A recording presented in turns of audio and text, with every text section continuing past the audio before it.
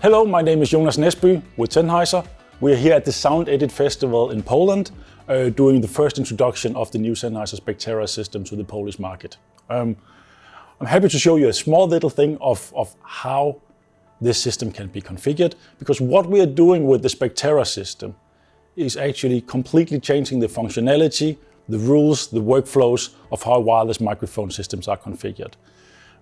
One of the main benefits and one of the tasks we wanted to achieve with this system is to simplify advanced RF configurations. We wanted to make big deployments easy for everyone to set up, so you no longer need to know anything about coaxial cables, because we now connect antennas via standard network. So no more cable loss, no more antenna splitters, no more antenna combiners, all the stuff that people often configure wrong, patch wrong. They set their active antennas to too high gain, too little gain.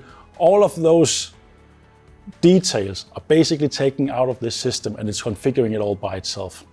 All you need to operate up to pretty big systems is just to find a single RF frequency.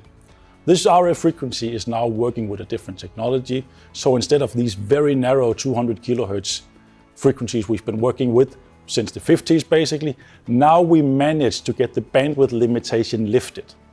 So if we look at the screen behind me, we see here a spectrum scan, and we see here a few narrow spikes. These are conventional, traditional wireless microphones operating in the vicinity of this conference room. And here we see a wideband RF carrier from the SPECTERA. So this frequency spectrum that the system covers is the entire TV UHF spectrum. And in Europe, that's divided into blocks of 8 megahertz. We are the secondary user, TV is the primary user. Hence, it makes very, very good sense to follow the same channel grid as the primary user to work in coexistence and basically utilize the leftover spectrum, so to say, to the best of our ability. What happens when we go into a wideband channel like this one is that we get a higher RF robustness simply from the bandwidth. Some magic basically happens in terms of how RF propagates when we go above 5 megahertz. So by going above 5 megahertz, we can select between different modes, 6, 8 or 10. But by going above 5 means that the RF robustness, what we call narrowband fading or multipath propagation, those problems becomes minimized. So we actually, from going wideband, we get diversity from the bandwidth of the channel itself. This means we can actually, in many scenarios, get away with just using one antenna. That one antenna will then replace both your diversity pair for receive and your antenna for your IEM. So this is one RF carrier where we now can multiplex up to 64 channels of audio.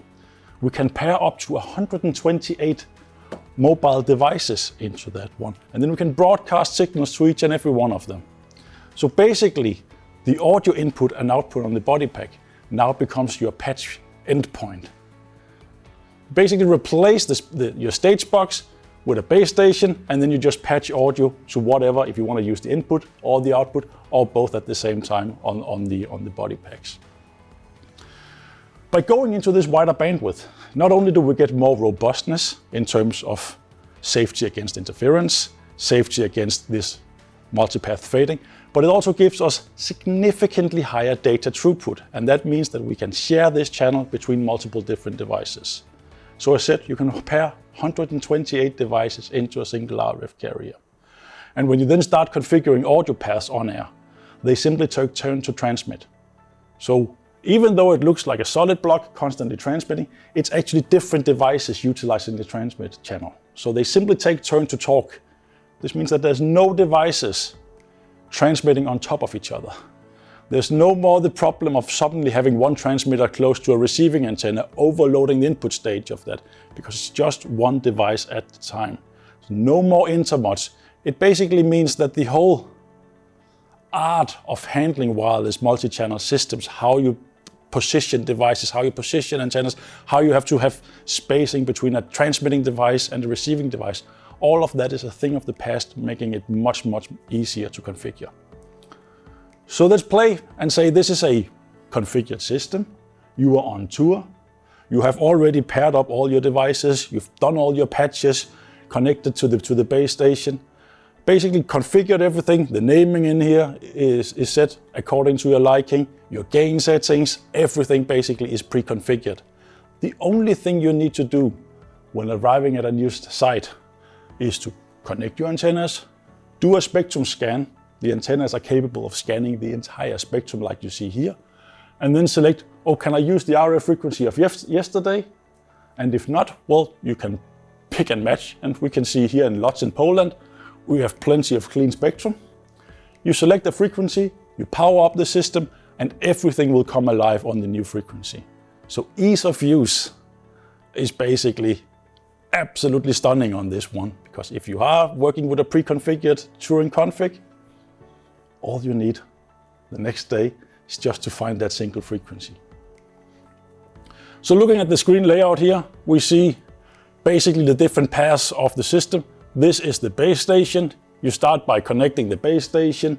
There's a password protection in it because everything we do is encrypted, not only the on-air things, but also everything we do on the control port. You connect the laptop to the control port, then you can run the software application, which is called Link Desk. There's also a web interface directly on board in the device, so you can actually get on to configure just by having a browser. And of course, everything we do on the control port, just like Sennheiser is known for, is an open protocol. So we really encourage all the other manufacturers in the industry to implement our protocol and start communicating with these ones. Because now we have digital connectivity on the base station, which means the only analog endpoint is where we digitize the microphone signal coming into this one, for instance. There's no reason why the gain of this device should not be managed from the console, being part of your preset. And that is, of course, absolutely possible. We just need to get all the mixing desk manufacturers on board and implement the protocol. But it's a very similar protocol to what we've done in our past systems like 6000 and DX, which means it's super, super simple for the other manufacturers to implement this. So when you start up the software, you select the password to connect to it, so you basically claim the base station. Then you will see a SPECTERA base icon pop up like this. In this case, we can see I have the SPECTERA base, the IP address I'm talking to it, and this particular device have 2 antennas connected. There's 4 antenna ports on this base station, so we can connect 4 antennas and deploy them for various different uses. In this case, I have one which I've activated to do RF channel 1, and the other one I've selected to be a wideband scanner. I could also, after I'm done my scan, take that antenna and connect it into RF channel 1. I could even do 4 antennas in a single RF channel. This will allow you to extend your range, quadruple the IEM power, and basically by not only quadrupling transmit power, you can also deploy the antennas wherever you want, basically making it super simple to extend the range. Maybe you need to cover a truss, maybe you need to cover a B stage or a C stage, maybe you need to cover the dressing room. It's just to deploy an antenna, connect it via a standard network cable, up to 100 meters on copper, and we can go even further if you convert it with the standard Ethernet media converter into fiber. The base station can also handle a second RF channel, so if you want to have 2 of these blocks on air for even more on-air resources, then you can of course do that. We have a small little icon here showing how many inputs and outputs are currently routed, and if I click the base station icon, a menu appears on the right hand side where we have all the different settings. How many devices are currently paired into this RF channel? It's 6 in this scenario, even though I only have 2 of them powered right now. The name of the base station, because you might have multiple base stations connected to the software, so it makes sense to name them. Firmware updates if that's required. What the antennas are doing, you can identify them if you want to flash them, etc. Interface setting, what audio interface are we using? Are we using Dante or the optional MADI interfaces that you can connect? So the base station standard has a Dante card built in, and then you can fit 1 or 2 MADI modules. And we can even clock and run them at different sample rates, all these 3 interfaces. So if you want to connect, say your monitor console is running at 96 kilohertz, you can just do that on one of the interfaces. And if your outside broadcast production might be running at 48, you just connect that to one of the other interfaces. And you can even clock them separately if you want to run it as separate entities basically. So super flexible in terms of splitting audio to multiple different users. We have routing, we have set the clock, so we can select whether we clock to MADI, clock to network, clock to internal, clock to the word clock. Everything is individually selectable by you as the user and directly at hand. Then we have the RF channels, we can configure these. So this is running on RF channel 1, you just type in the frequency, and if I typed in another frequency here, the block would simply just move to somewhere else and the entire system would follow. If we then look below, we have a panel for each of the body packs. These are called SEKs, and in this case you can see we have the name of it, of course, which is what's shown in the display. And due to the bidirectionality of this system, we have full control and monitoring of everything that happens in these devices. So I can see the battery information on this one. I can see the microphone path I've configured on this one. How well is my base station receiving the signal from this pack? But more interesting and brand new is we can also see how well is this pack receiving when it's also operating as an IEM device. So I can see the RF field strength of my artist running around out on stage. I can see the battery level of the pack worn by the artist. I can even see the volume level they've set on their earphones.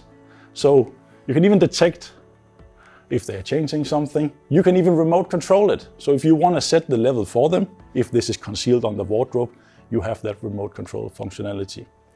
You can also see it here that you can actually track the level of the headphone amplifier. So you can follow what goes on out there. Is there one song during the set where they always change the volume? Well, maybe you should update your console preset instead. So very fantastic to finally have all the details shown on what happens in our IEM path as well. And all of that is done within the very same RF channel from our broadband config here. So there's no separate remote control system needed or anything. It's just part of the system. Say we wanted to connect more of these devices, that you bought more or an artist brings in some. Well, it's as easy to pair this into the system as it is to pair a pair of headphones into your cell phone.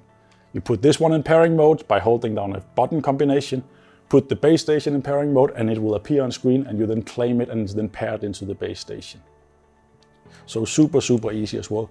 And then you do all the configuration, whether it works in RF channel 1, RF channel 2, what audio link mode it's running in, because that's what's unique about this system. We have this broadband RF channel with all of this on-air resource basically, and then we start assigning on-air resources for each of the audio links on air. We have 11 different modes to choose from, which all differ on sound quality.